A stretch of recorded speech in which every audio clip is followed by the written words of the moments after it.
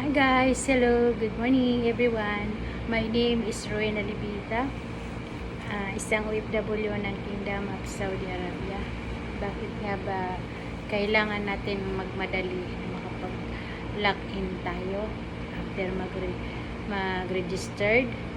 Dahil po sa napakaganda ng business na ito, kung tayo po makakapag-lock-in ng mas maaga. Kasi sa dami po ng mga nag-registered na po, siyempre yung mga taong yun ay mapupunta po sa ilalim mo. Yun po ang kagandahan. Yun yung isa sa nagustuhan ko dito.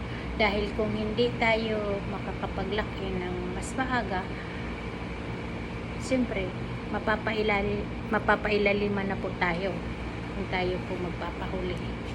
So yun po yung magiging disadvantage dyan kung magpapahuli tayo. So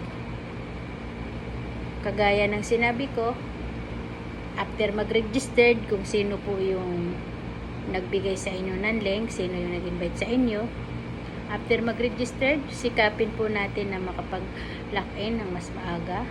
Kung mayroon na po tayong pang-lock-in na 2K, kailangan po natin makapag-lock-in. Mas better na mas maaga. Okay? At the same time, napakalaki ng posibilidad na, of course, bakit nga ba nagustuhan natin itong business? Of course, guys, may posibilidad na mas malaki yung ating magiging earnings dito. Yun po. At siyempre, pangalawa, mas maaga tayo makakapag-forgo sa isang kagaya ko na OFW. Okay? At pangatlo, of course, maaga tayo makakapag-ipon. Mas maaga makakapag-ipon, makapag-savings, di ba? So, yan.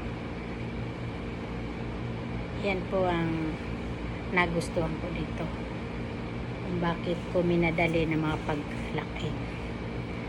Okay, guys? So, kaya bilis-bilisan natin dyan, guys. Sa mga hindi pa po nakakapag-lock-in, mag-lock-in na po kayo para magkaroon po kayo ng tinatawag na, ano tawag doon? Sa ibang company? Diba? Pagka mas maaga ka, maraming magiging spillover. Diba?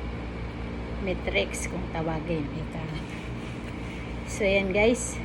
So, hanggang dito na lang muna ang pagla-live ko. Abangan po natin ang parating na napakagandang opportunity na lahat po tayo ay dito matutulungan sa negosyong to. Okay?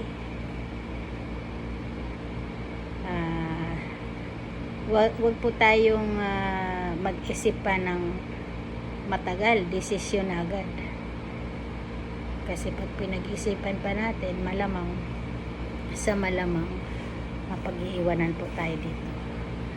Alright? So, thank you guys. Hanggang dito na lang muna ulit ang pagla-live kong ito. Once again, I'm Rowena Libita, isang OFW ng Kingdom of Saudi Arabia. At happy together sa business natin na atin na namang kakaharapin. Okay? Bye. Thank you. Love you all. God bless us all. Have a great day. See you at the top.